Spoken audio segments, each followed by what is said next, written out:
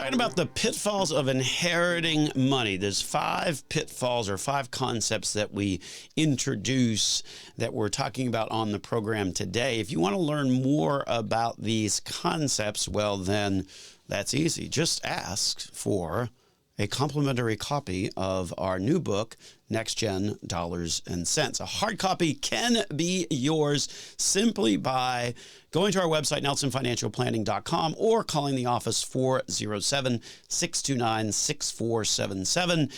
That complimentary copy is only going to be available until December 31. And we don't have a limit on the number of copies that you can request. So if you want to use this as a little stocking stuffer or whatnot, or maybe a conversation starter around the Thanksgiving table, we'll send you as many as you would like. That's a special offer that we're only running until the end of the year. After that, well, you're going to have to deal with the big boys, Amazon, Barnes & Noble, and they're pricing it at $14.99. So make sure you get your free copy today. We're talking a little bit about one of the chapters in particular that deals with the pitfalls of inheriting money here on today's program of Dollars and Cents. My name, of course, is Joel Garris. I'm a certified financial planner, certified financial fiduciary, and author now. Yay. So we've got a great team at Nelson Financial Planning.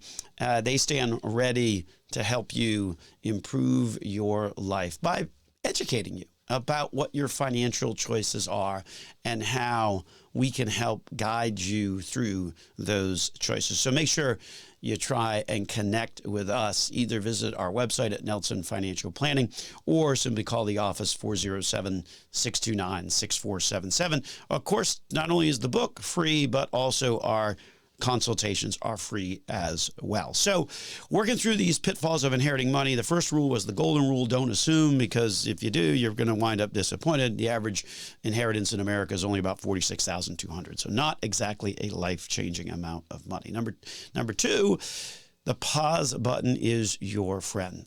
Take a breath, take a moment. You've got a lot to process here.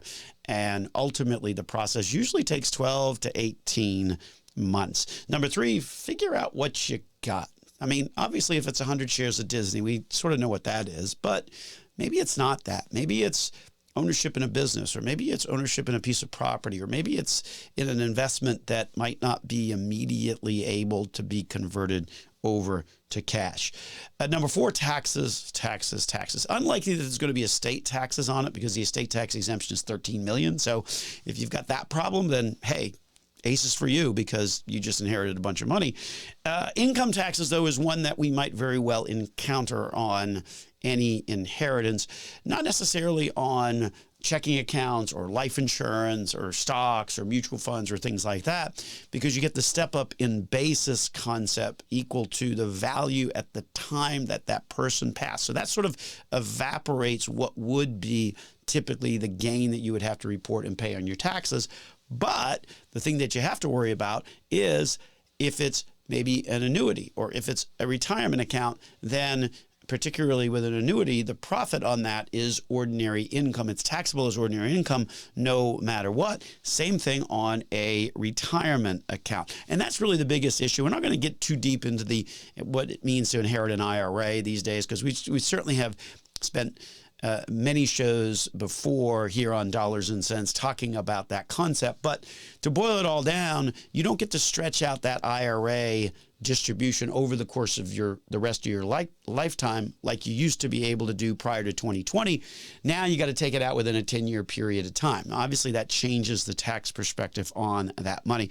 And then lastly, the 5th sort of rule or concept that we introduce about these pitfalls of inheriting money is it's important to reflect on your own financial picture. And in the book, Next Gen Dollars and Cents, we talk a lot, you sort of ask a lot of questions, or give you a lot of questions to ask yourself, when it comes to inheriting money. Things like, what does your own financial picture look like? Like, were you on track? Were you off track? What's your investment allocation? Is this money that you need to take care of a debt? Is this money that you can take and put away and ignore? Is there some charitable giving behind this that you may want to do to recognize the person who passed that left this money to you? So those are all kinds of questions to be asking yourself and relating it back to your financial picture when you inherit money. So those are the concepts throughout that just one chapter in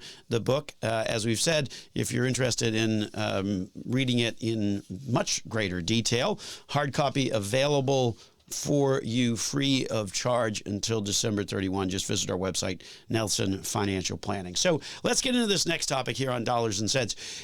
You like auto pay for your bills, right? Like I do. Okay, probably you do as well. Sometimes I've set up auto pay just out of frustration because it seems like it's utility companies for some reason where they don't really give you a lot of time between when you get the bill and when it's like due, right? So the shorter that window, and they do that intentionally, right, to kind of trip you up so they can charge you a late fee and interest and all that other stuff. And so the natural tendency is to say, okay, I'm just going to put that on auto pay. And sort of the same thing with credit cards as well, is you put all of that on auto pay because, I mean, it's easy, it's convenient. It's certainly the world that we live in where you're able to kind of set it and forget it, and that just happens automatically. And you think about the concept of writing checks, and nobody writes checks anymore.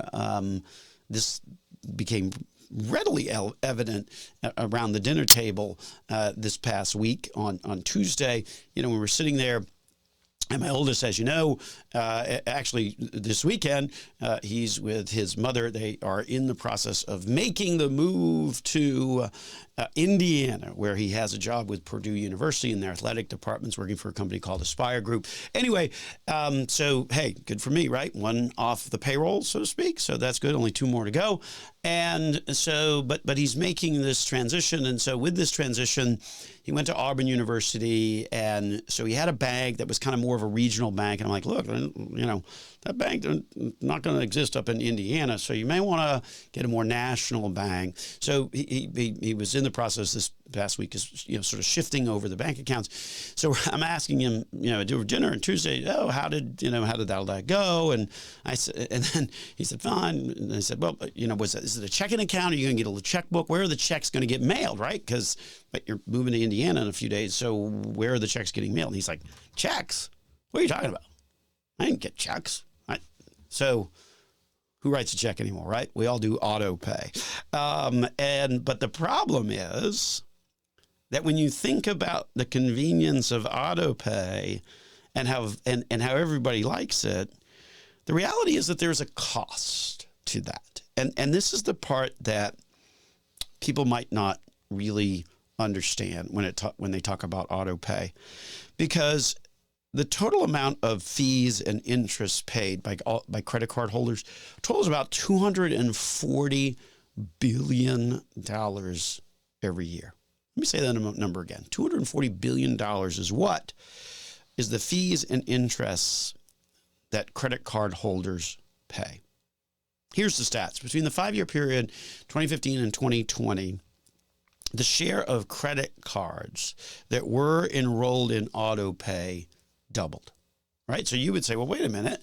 If everybody's setting up their credit card to get auto paid, then they would be paying them every month and getting them all paid off. And then the total amount of fees and costs should be going down. But yet what happened is over that 5-year period where we saw the share of credit card accounts enrolled in auto pay doubling, we also saw that total fee and interest costs increasing by 19% over that same period of time.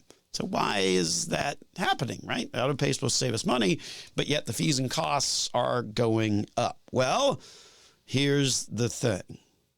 Consumers wind up underpaying when on auto pay. And here's what the study found. Borrowers who use auto pay off between 8 and 17% less of the monthly balance than customers who make manual payments. hold that concept. We're going to talk a little bit more about that, repeat it again so we understand what the issue is. But you got to stay with us through the break. So stay tuned here on Dollars and Cents with Joel Garris of Nelson Financial Planning.